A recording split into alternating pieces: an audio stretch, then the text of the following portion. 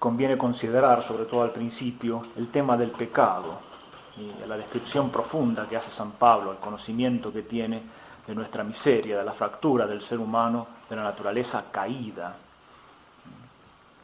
Sí, es el principio de la fe, el principio de la conversión es reconocerse pecador. Es patente en el episodio de nuestro Salvador y la Samaritana, Juan 4.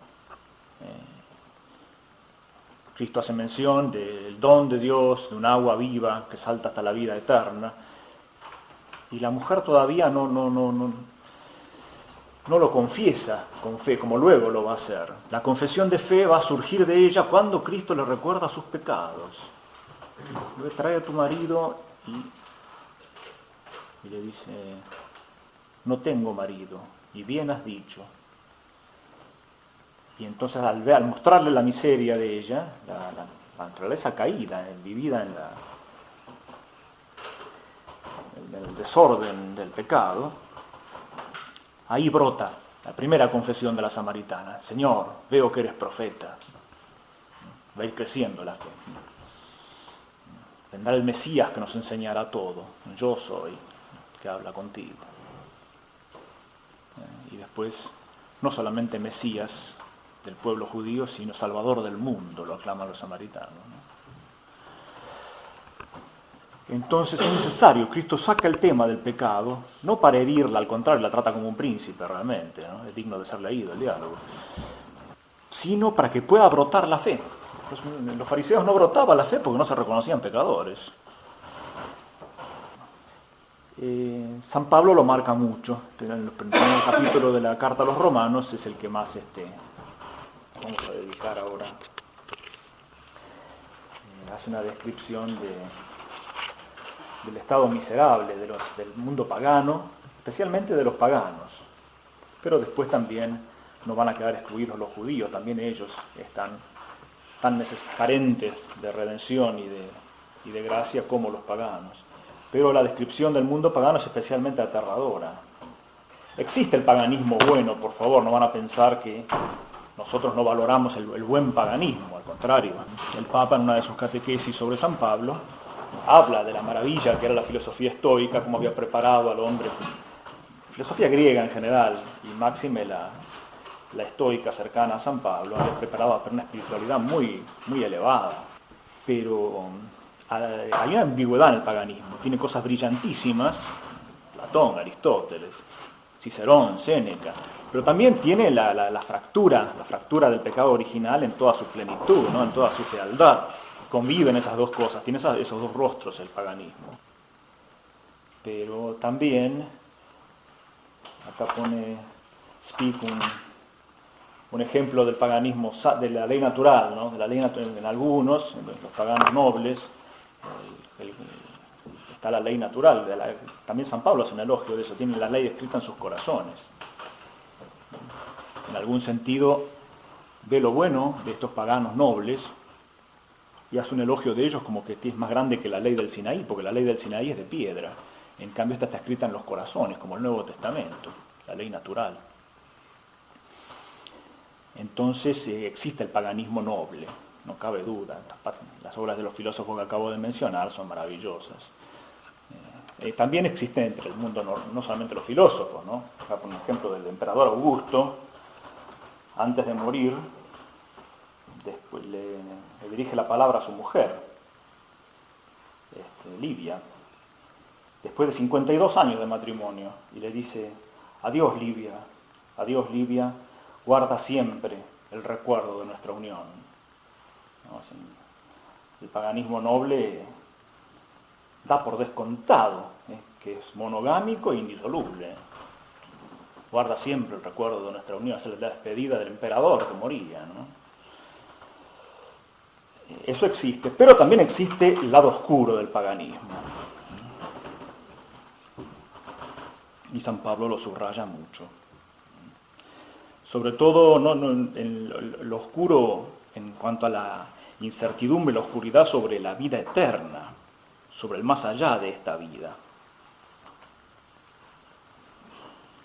Herodoto, por ejemplo, en una de sus frases, pone en boca de un persa, ¿no? No hay peor tormento para los hombres que ver claro sin poder hacer nada.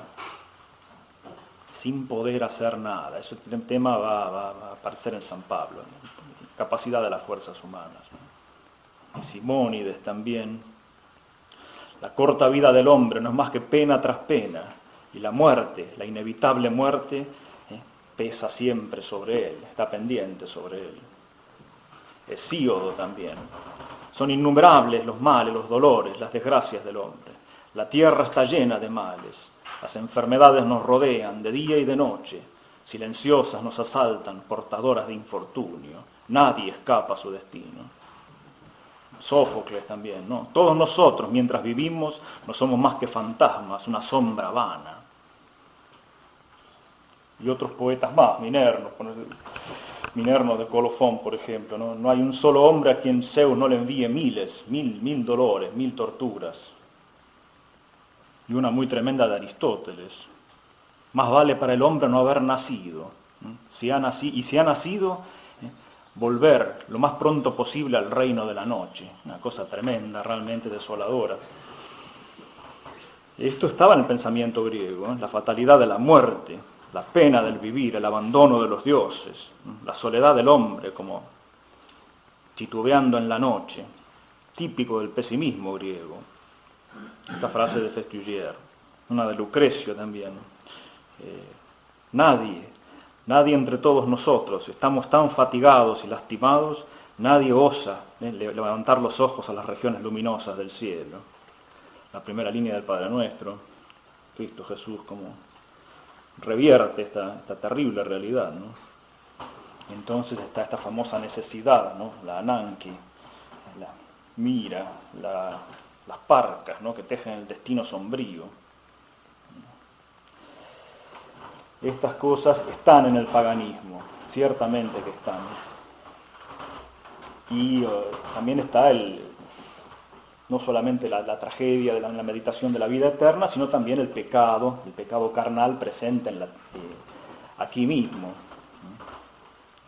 Frases de Epicuro, acá cita varias,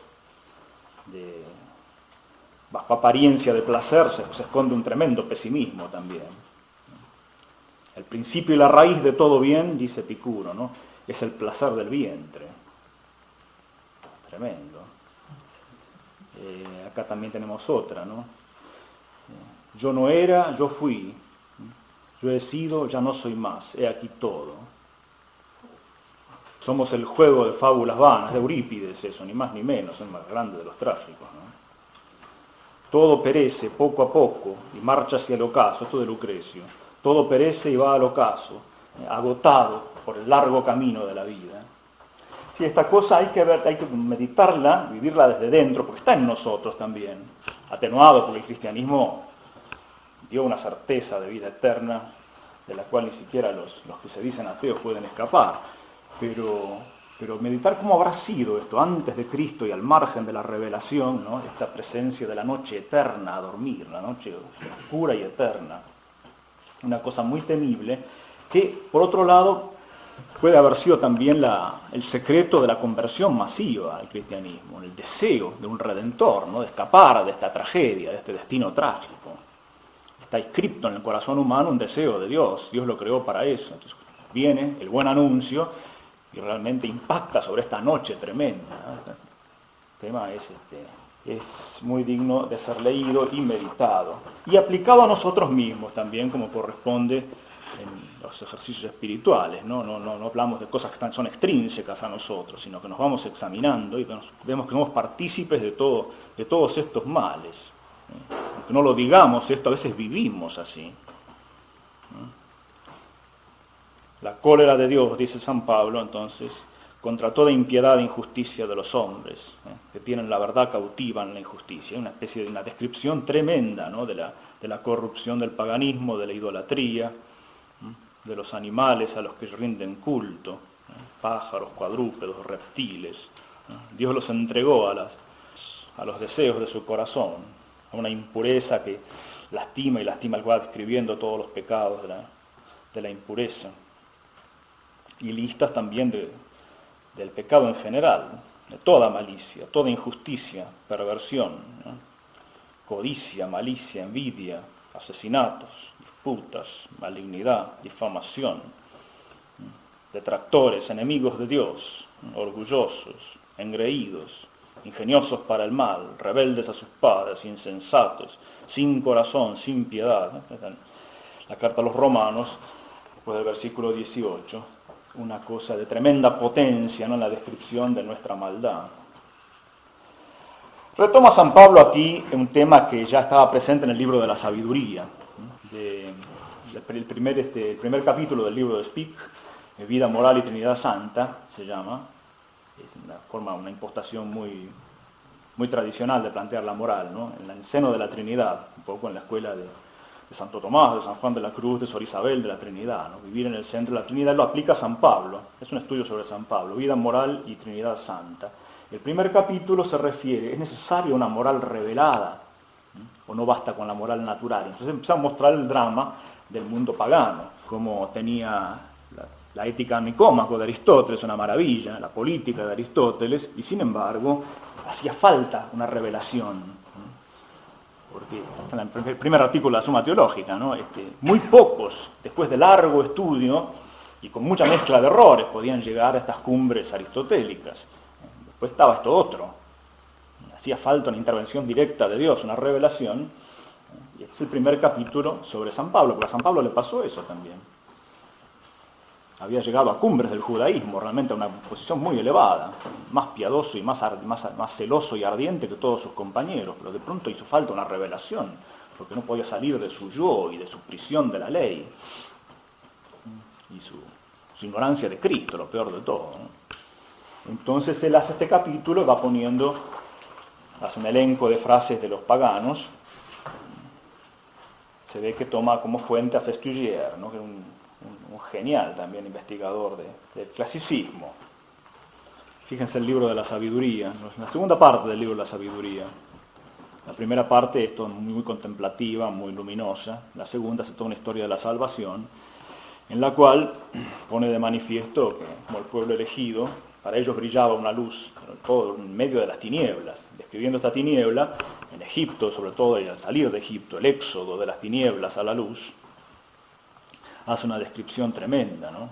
Sabiduría, capítulo 10, habla de esto, de la realidad de Egipto, furores fratricidas en la tierra sumergida, confusión de la maldad de las naciones pervertidas, tierra estéril humeando, plantas sin frutos, estatua de sal, profundidades del abismo, un río eterno, el Nilo, ¿no?, el río de Egipto, el glorioso río de los paganos, ¿no?, a cuyas orillas había crecido la civilización más espectacular de la tierra, ¿no? Un río eterno enturbiado con sangre y barro ensangrentado. Decreto infanticida, se refiere un poco al decreto del faraón, ¿sí? Multitud de animales sin razón como venganza, una de las plagas, ¿no? Fieras desconocidas, nuevas criaturas llenas de furor, respirando aliento de fuego, arrojando humo hediondo, lanzando de sus miradas centellas relampagueantes. El estilo del libro de la sabiduría es de un lenguaje sumamente desarrollado, muy elegante y de muchísima potencia pasional e intelectual. Mucha hipérbole, ¿no? Se basa mucho de la exageración o hipérbole literaria llevada al extremo para mostrar la maldad y después el triunfo de la sabiduría. En el capítulo 12, por ejemplo, las más nefastas acciones, prácticas de hechicería, iniciaciones impías, despiadados asesinos de sus hijos. Esa referencia no solo al decreto del faraón, sino también a la inmolación de los niños el primogénito, sobre todo en todas las religiones vecinas de Israel, todos los pueblos vecinos. Máxime los moabitas, pero en todos es una cosa que existía. Devoradores de entrañas, en banquetes de carne humana y sangre, padres asesinos de almas indefensas, tremenda realidad esta, ¿sí? Teniendo por dioses a los animales viles. Aquellos a quienes tenían por dioses eran ahora su castigo, las plagas de Egipto. Pidiendo salud a un inválido, el ídolo, la vida a un muerto, pidiendo la vida a un muerto. Dieron el nombre incomunicable a piedras y maderos. Capítulo 14, famosísimo, y viviendo en la gran guerra de la ignorancia, a tan graves males llamaron paz. En el mismo capítulo 14, ritos infanticidas, misterios secretos, delirantes orgías de costumbres extrañas, muerte a traición y seducción, en confusión, sangre y muerte, robo y fraude, corrupción, deslealtad, agitación, perjurio, conmoción de los valores, olvido de la gracia, inmundicia de las almas, inversión del sexo, desorden de las nupcias, adulterio, libertinaje, despreciadores de la santidad. Esta última, quizás la más potente, se refiere a la máxima sedia, ¿no? al pecado propiamente de la desesperación contra la virtud teologal de la esperanza, despreciadores de la santidad.